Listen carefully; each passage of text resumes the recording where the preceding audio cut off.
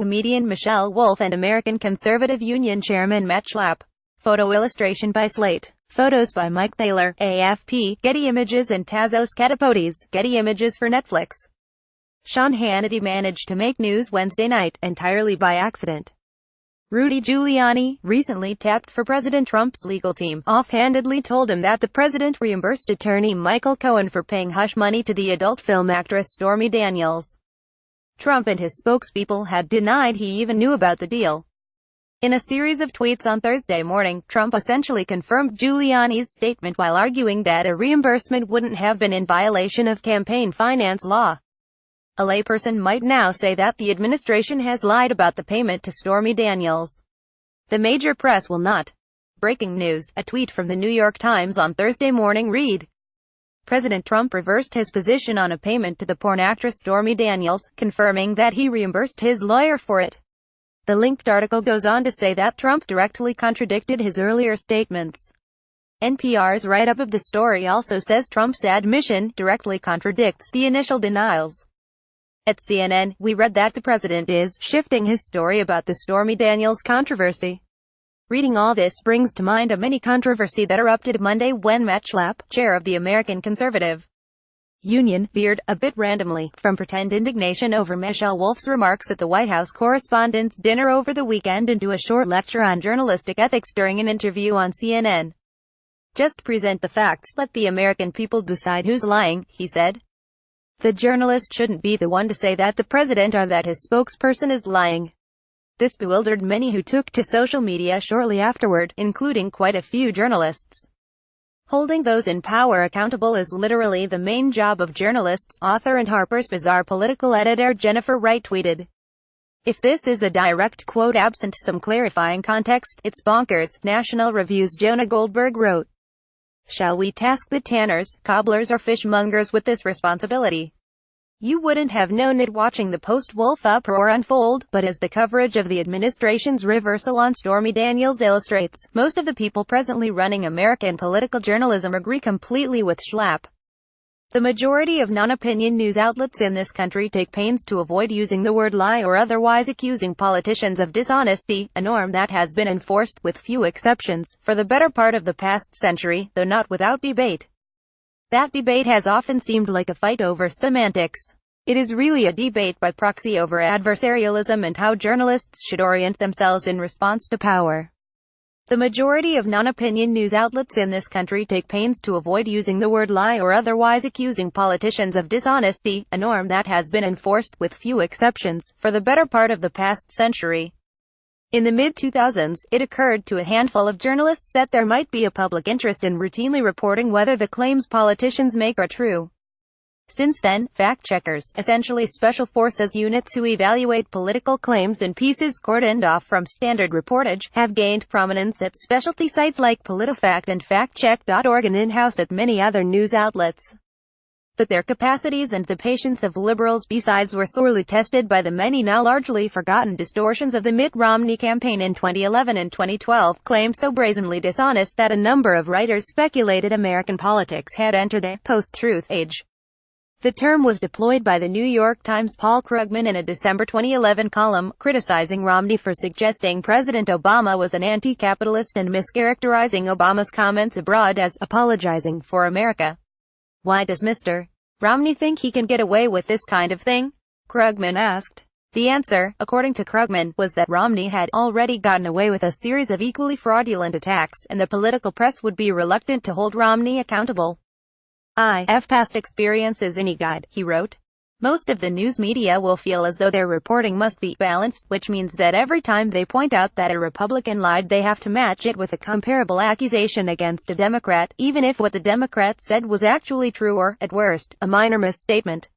A few weeks later, the Times' then-public editor Arthur Brisbane addressed the column and asked readers, should the Times be a truth vigilante? I'm looking for reader input on whether and when New York Times news reporters should challenge facts that are asserted by newsmakers they write about. Brisbane wrote, as an op-ed columnist, Mr. Krugman clearly has the freedom to call out what he thinks is a lie. My question for readers is, should news reporters do the same? He got an earful in response. If the Times is not going to be a truth vigilante, one representative commenter wrote, then I certainly do not need to be a Times subscriber. A number of journalists felt similarly. The Times itself has amplified the assertion, made by Romney and Rick Perry, that Obama has apologized for America, without any rebuttal, at least 3 times. The Washington Post's Greg Sargent wrote, I urge Brisbane to check the articles out.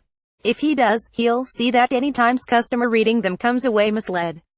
Debate over how to handle political dishonesty was revived and intensified by the Trump campaign.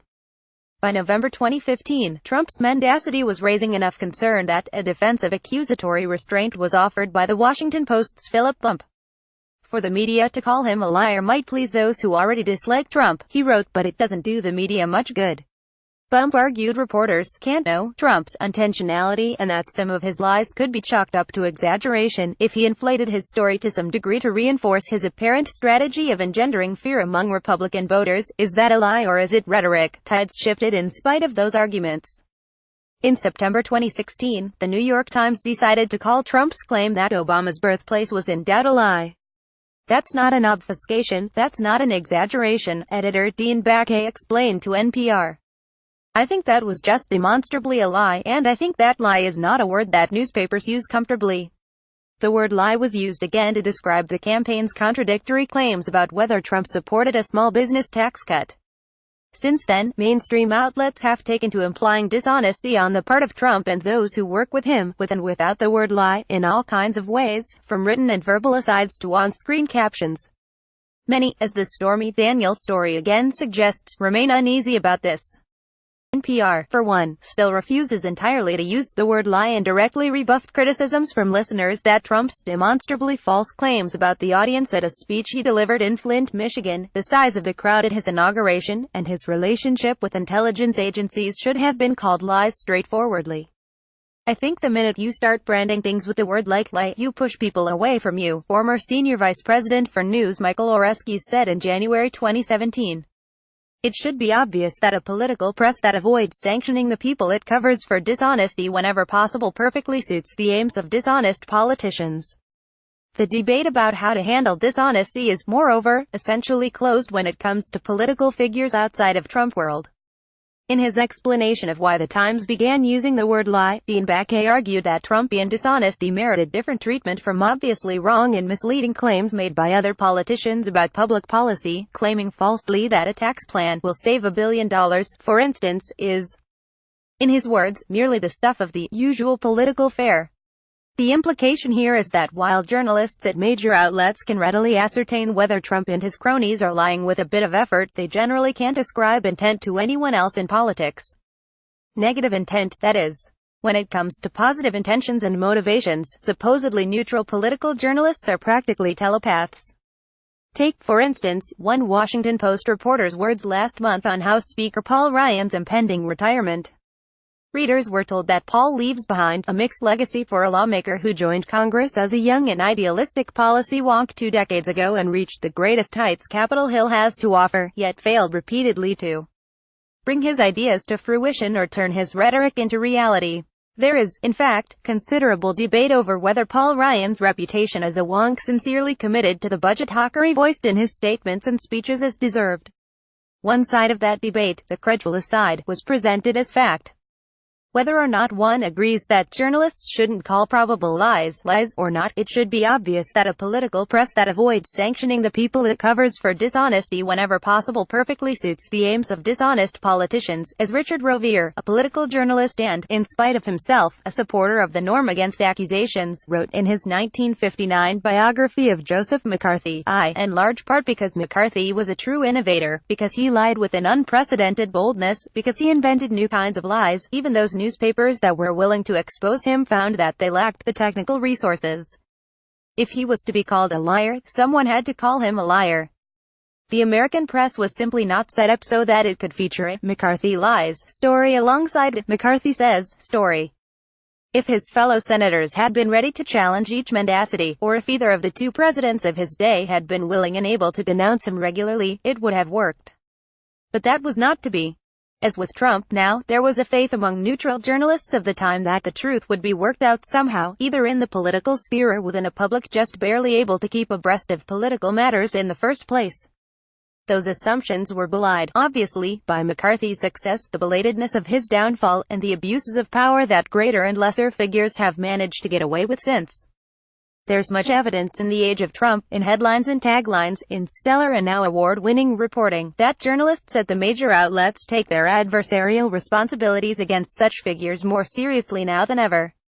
This weekend, there was also evidence, in the bizarre hand-wringing over Michelle Wolf's routine and in reports that journalists tried to console White House Press Secretary Sarah Huckabee Sanders afterward, that they still don't take them quite as seriously as they perhaps should, and that the press has tied its hands in a way that the political figures they cover with such urgency find highly convenient. The response to Wolf's routine and the Schlepp backlash also implies that there's a large constituency of people who believe making the kinds of judgment calls the major press shies away from is something essential to the task of journalism. It seems unlikely that the papers and the networks will ever get more uniformly strident in response, and unlikely too that the kinds of missives written to justify existing policy will ever reach and convince those not already riveted by discussions of journalistic ethics that reporters should be shooting for coverage that falls just short of candor. All who want candor are going to have to wise up to what mainstream journalism is actually offering them and seek out voices willing to be more frank. Since Donald Trump entered the White House, Slate has stepped up our politics coverage, bringing you news and opinion from writers like Jamelle Bouie and Dahlia Lithwick. We're covering the administration's immigration crackdown, the rollback of environmental protections, the efforts of the resistance, and more. Our work is more urgent than ever and is reaching more readers, but online advertising revenues don't fully cover our costs, and we don't have print subscribers to help keep us afloat. So, we need your help. If you think Slate's work matters, become a Slate Plus member. You'll get exclusive members-only content and a suite of great benefits, and you'll help secure Slate's future. Join Slate Plus.